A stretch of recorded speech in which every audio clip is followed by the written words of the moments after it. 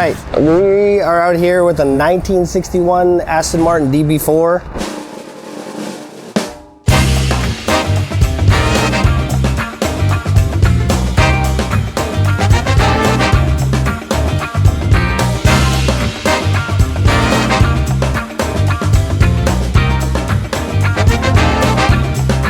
We did this car, I think we did a complete from metal paint job 2-3 years ago, but we never really talked that much about it, so we've had some people ask about it. So I'm gonna hand it off to Brett, and Brett's gonna tell you everything that we did to this thing. Basically, when the car came in, it was black originally, and it was the whole paint job front to back was spider cracking from just, I don't know, just bad materials, who knows what, just being age old and everything. And so we actually had to strip the whole car down to a bare aluminum, and then we found and discovered a bunch of stuff that we needed to repair from there, and then basically built the whole car from the ground up with the paint job, with epoxy, modern epoxies, modern paints, modern clear obviously, and brought it back to its original finish.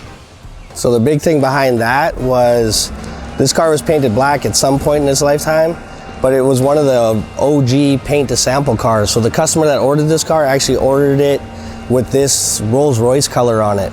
So it's very similar to the Aston Martin color that's most popular on like the DB5, but it's actually a little bit different. So this is a super rare, like one of one paint to sample car from back in the day before paint and sample was a thing. This car was actually painted this color. This was a custom color for Rolls-Royce at the time. It wasn't even on their production cars yet. So this guy had seen one of their, I guess, prototypes, show cars, and then took that color and applied it to this car. So, but it's an all aluminum bodied car. It's swaged over a tubular frame. So it's actually a really cool car for the time. Which made it challenging because we weren't actually able to break the car apart when we did all the metal work and body work, because it's all seam welded. So the main body is just one big piece, which made it more difficult for the guys to do it. This car originally started out as a right-hand drive car. At some point, somebody converted it to left-hand drive. We repainted the dash, which is again some rare color that the guy had spec'd out. And that was actually, had to go back to a factory single-stage metallic, which was, you know, those are really complicated to spray. Yeah, so chasing stuff down for this thing, I think even just getting the paint codes probably took 6 months to get it figured out. And then Brett sprayed probably 5, 6, 7 test panels just to get the color absolutely perfect. And like, we had to bounce those color panels back and forth between the Aston Martin specialists to make sure that they signed off of it.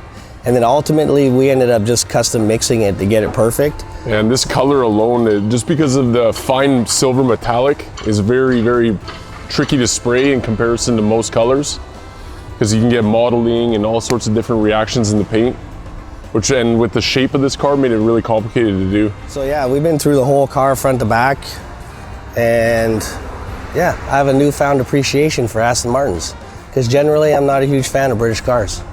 This car's pretty cool. We always say the nerdy, visceral whole thing, but this car is like literally as visceral as it gets. It sounds amazing. The steering's just a little bit heavy, which makes it awesome to drive. Yeah, it just sounds cool and drives so, like, you have to drive this car. Like, there is no help in driving this thing. So it's probably one of the coolest sounding cars that I've ever driven. We Cerakoted the hood hinges, we Cerakoted the latch, little details like that, so we know it's gonna last.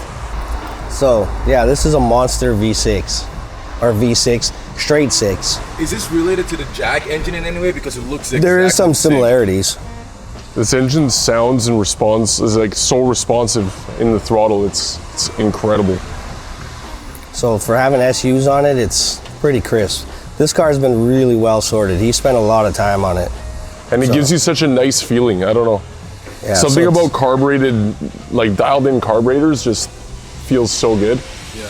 So it's got a lot of nickel plating and polishing, and it's just such a classy looking car. This one has a few little upgrades that are like sort of came on the race car. So it's got like a big oil cooler and a couple of other little Easter eggs in it. So, which also makes it very rare and desirable. In this sort of class of cars, there's just so many little tiny things that can adjust the value of the car. It's like, Even that oil cooler, I think you can buy it for $5,000 or $6,000, but if it came original to the car, it can increase the value of the car like $30,000. So that's pretty good return on investment. But this is a completely different game than what we normally do, so. But it's fun. It's a learning process. You spend a lot of time on the internet. And so, like, if we could actually have freedom to modify this, like, what would you guys do to it? I wouldn't do anything to this car. I wouldn't do nothing. I wouldn't touch this car. This car is perfect. Like, we're at that age, man. You can't lure us into that. I'm not into British cars at all, too. But like when this car came in, I just fell in love with it. Like I actually fell in love with this car. Some cars you just don't mess with. You learn that with age. And it's the James Bond car, so what's not There's to love? literally nothing you could do to this car that make it more valuable. Not a wide body? No. Oh, I would do it man. to like a kit car as like a design exercise, but I definitely would not touch this car in any way. The looks of this car, I think it's pretty nice. And like I even love these wire wheels. These wire wheels grew on me so much.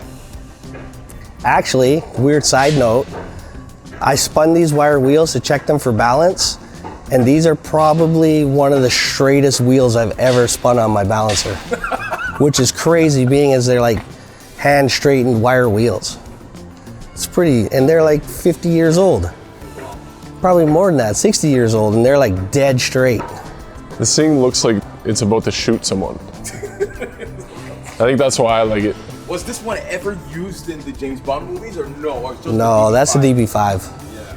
It's pretty much the same car, just different headlights, no? No, Well, it's this is like a crossover between the two, so it has some DB4 stuff and the upcoming DB5 model stuff, so this one's kind of a blend of both. That's why most people, as soon as we painted it silver, everybody thought it was a James Bond car. I still relate this to a James Bond car. Yeah. This is still a James Bond car to me. It is. Yeah, so another thing that we did while I was in is the trim panels have been a little bit beat up. So we had to redo all the door trims and the sill plates.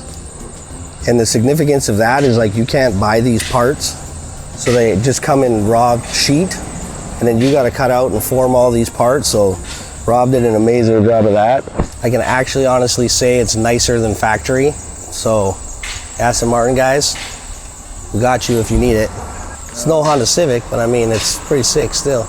It's going to the Van Dusen Garden All British Field Meet. So if you want to, catch us out there with our plaid on and khakis and sick bowler hats or whatever they're called, you know where to find us. We're just all going to be smoking pipes and drinking tea all weekend. So the car came into us before this car show just to have the door handles replated. The rear bumper got replated. And basically we gave the whole car a thorough detail in and out. And we did the full leather treatment to the seats. And yeah, we gave it a little buff and now it's ready. But see, that's how this all jumps off. This is how most restorations start. Because as soon as you do, like when it was patinaed and it was a little bit wore out, those little pitted door handles and things like that don't bother you. But as soon as you put like a super nice paint job on it, it makes the next thing next to it look terrible. So you got to do that. And that makes the next thing next to that. It's got to be redone. So next thing you know, you end up with something like this. It's a big So spiral. be careful. As soon as you plate the door handles, you're going to end up rebuilding the whole car. Like and subscribe. What else? All the other things? I think all that's the it. platforms. All the social Follow media. all the social medias. Follow us. Twitter, Instagram. Twitter. MySpace, get on our MySpace. What's the rest of them? That's it. I think that's it.